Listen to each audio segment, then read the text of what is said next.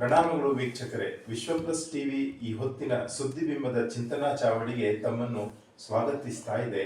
ಬ್ರಿಟಿಷರ ಕಾನೂನನ್ನು ತೆಗೆದುಹಾಕಿ ಭಾರತೀಯರೇ ರಚಿಸಿದ ನೂತನ ಕಾನೂನು ಕಾಯ್ದೆಗಳನ್ನ ಕೇಂದ್ರ ಸರ್ಕಾರ ಜಾರಿಗೆ ತಂದ ಕೆಲವೇ ಗಂಟೆಗಳಲ್ಲಿ ವಿರೋಧದ ಅಪಸ್ವರಗಳ ಕರ್ಕಶ ಅಲ್ಲಲ್ಲಿ ಕೇಳಿ ಬರ್ತಾ ಇದೆ.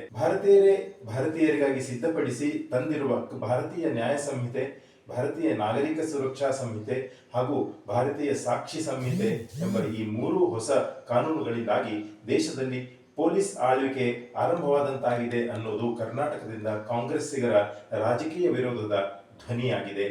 ಈ ವಿನೂತನ ಮೂರು ಕಾನೂನು ನೆಲದ ಕಾಯ್ದೆ ಆದರೂ ಸಹಿತ ತಾವು ತಾತ್ವಿಕವಾಗಿ ಇವುಗಳನ್ನು ವಿರೋಧಿಸುವುದಾಗಿ ಕರ್ನಾಟಕ ಸರ್ಕಾರ ಹೇಳಿಕೊಳ್ತಾ ಇದೆ. ಕೇಂದ್ರ ಸರ್ಕಾರ ಜಾರಿಗೆ ತಂದಿರುವ ಹೊಸ ಕಾನೂನು ಕಾಯ್ದೆಗಳು ಈ ದೇಶದ ಸ್ವಾತಂತ್ರ್ಯ ಚಳವಳಿಯ ಆಶಯಗಳು, ಪ್ರಜಾಪ್ರಭುತ್ವದ ಮೌಲ್ಯಗಳು ಹಾಗೂ ಇವುಗಳ ಧ್ಯೇಯೋದ್ದೇಶಗಳ ಮೌಲ್ಯಗಳಿಗೆ ವಿರೋಧವಾಗಿದ್ದಾವೆ.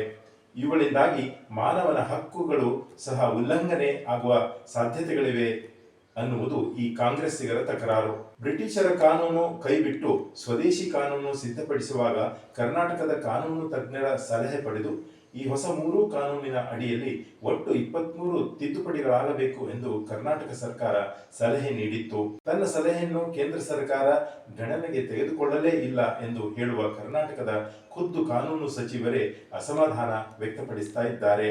ಅಂದು ಕರ್ನಾಟಕವು ಭಾರತೀಯ ನ್ಯಾಯ ಸಂಹಿತೆಯಲ್ಲಿ BNS 9, ಭಾರತೀಯ ನಾಗರಿಕ ಸುರಕ್ಷಾ ಸಂಹಿತೆಯಲ್ಲಿ BNSS ಇದರಲ್ಲಿ 9 ಹಾಗೂ ಭಾರತೀಯ ಸಾಕ್ಷಿ ಅಧಿನಿಯಮದ 5 ಸೆಷನ್, ಹೀಗೆ ಒಟ್ಟು 23 ಸೆಷನ್ಗಳ ತಿದ್ದುಪಡಿಗಳ ಕುರಿತು ಮನವರಿಕೆ ಮಾಡಿಕೊಟ್ಟಿತ್ತು ಎನ್ನುವ ಕರ್ನಾಟಕದ ಕಾನೂನು ಸಚಿವರು ಈಗ ಚಾಲ್ತಿಗೆ ಬಂದಿರುವ ಹೊಸ ಕಾನೂನಿಗೆ ತಮ್ಮ ಸರ್ಕಾರದ ತಾತ್ವಿಕ ವಿರೋಧವಿದೆ ಅಂತಾರೆ.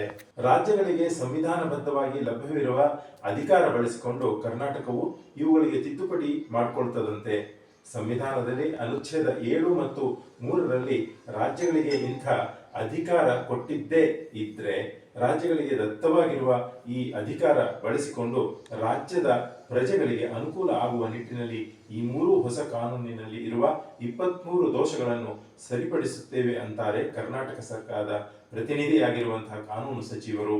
ನೋಡಿ ಸರ್, ಸನ್ಮಾನ್ಯ ಕಾನೂನು ಸಚಿವರೇ HK ಪಾಟೀಲ್ ಜಿ, ತಪ್ಪು ಮಾಡೋದು ಮನುಷ್ಯ ಸಹಜ ಕ್ರಿಯೆ, ಅದೇನು ಹೊಸದಾ ಹೇಳಿ ನೋಡೋಣ. ಈ ಹೊಸ ಕಾನೂನು ಸಿದ್ಧಪಡಿಸುವಾಗ ಕೇಂದ್ರ ತಪ್ಪೇ ಮಾಡಿದ್ದೆ ಅಂತ ಇಟ್ಕೊಳ್ರಿ, ಆದ್ರೆ ರಾಜ್ಯಕ್ಕೆ ಸರಿ ಮಾಡ್ಕೊಳ್ಳಿಕ್ಕೆ ಅವಕಾಶ ಇದ್ರೆ ಅದನ್ನ ಮಾಡಿದ್ರೆ ಆಯ್ತು ಬಿಡಿ. ತಂದ ಹೊಸ ಕಾನೂನು ಇರುವುದನ್ನು ಇದ್ದ ಹಾಗೆ ಒಪ್ಪಿಕೊಳ್ಳ್ರಿ ಅಂತ ಕೇಂದ್ರ ಸರ್ಕಾರದ ಯಾರಾದ್ರೂ ಹೇಳ್ತಿಲ್ಲ ಅಲ್ವೇ ತಮಗೆ? ಇಫ್ ಅಟ್ ಆಲ್ ಅವಕಾಶ ಇದ್ರೆ ಖಂಡಿತ ಸರಿಪಡಿಸ್ಕೊಂಡ್ರೆ ಆಯ್ತಪ್ಪ. ಇದಕ್ಯಾಕೆ ಖ್ಯಾತೆ ತೆಗೆದು ರಾಜಕೀಯದ ಗುದುಮುರಿಗೆ ಹಾಕೋದು? ನೀವು ಅವರು ನಿಮ್ಮ ಕಾಲೆಳೆದು ರಾಜಕಾರಣ ಮಾಡೋದನ್ನ ಇನ್ನಾದ್ರೂ ಬಿಟ್ಬಿಡ್ರಪ್ಪ. See what I say that you might have no mister sir, mister minister ji, ಸ್ವಾತಂತ್ರ್ಯ ಸಿಕ್ಕು ಸುದೀರ್ಘ ಸಮಯ ಕಳೆದೇ ಬಿಟ್ಟಿದ್ದೀವಿ. ಅದೇ 77 ವರ್ಷಗಳ ಕಾಲ ಕಳೆದು ಹೋದ ನಂತರ ಇಂದಿನ ನಯಾ ಸೋಚ್ ಇರುವ ಸ್ವತಂತ್ರ ಭಾರತದಲ್ಲೂ ಅದೇ ಜಡ್ಡುಗಟ್ಟಿದ ಬ್ರಿಟಿಷ್ ಕಾನೂನು ಇರ್ಲಿ ಅಂತ ಹೇಳ್ತೀರೇನು ಮಿನಿಸ್ಟರ್ ಜಿ? ಹೋಗ್ಲಿ, ಹಿಂದೆ ಯಾರಾದ್ರೂ ಕಾಯ್ದೆ ಕಾನೂನು ಪರಿವರ್ತಿಸುವ ಬಗ್ಗೆ ಚಿಂತೆಯಾದ್ರೂ ಮಾಡಿದ್ರಾ ಹೇಳಿ ನೋಡೋಣ? ಐ ಥಿಂಕ್ ನೋ, ನನ್ came forward with such A new idea, new mind set. But ನೋಡಿ ಸರ್, ಇವತ್ತು ಕೇಂದ್ರ ಸರ್ಕಾರ ಮುತುವರ್ಜಿ ವಹಿಸಿ ತನ್ನದೇ ನೆಲದ ಕಾನೂನು ರೂಪಿಸಿಕೊಟ್ಟು ತನ್ನ ನಾಗರಿಕರ ಬದುಕನ್ನ ಸ್ವಾಭಿಮಾನದಿಂದ ಮೆರೆಯುವಂತೆ ಮಾಡಿದೆಯಲ್ಲ, ಅದನ್ನು ಒಪ್ಬೇಕ್ರಿ ಪಾಟೀಲ್ರೇ, ಅದನ್ನ ಮೆಚ್ಚಬೇಕ್ರಿ HK ಸಾಹೇಬ್ರೆ. ತಾವು ಅನುಭವಿ ರಾಜಕಾರಣಿ.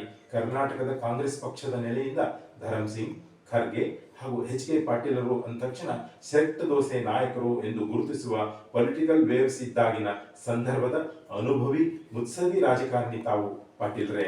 Come on I say, be proud and be broad while welcoming this swadeshi ಕಾನೂನು ಅಂಡ್ ಕಾಯ್ದೆ. ಇದು ನಮ್ಮ ವಿಶ್ಲೇಷಣೆ. ಪ್ರೇಕ್ಷಕರೇ, ನಿಮಗೆ ಏನನ್ನಿಸ್ತು ತಿಳಿಸಿ. ಪ್ರಣಾಮಗಳು. ಬ್ಯೂರೋ ರಿಪೋರ್ಟ್, ವಿಶ್ವ ಪ್ಲಸ್ ಟಿವಿ. ವಿಶ್ವ ಪ್ಲಸ್, ಜನಹಿತಕ್ಕಿದು ಜ್ಞಾನದ ಜಾಲ.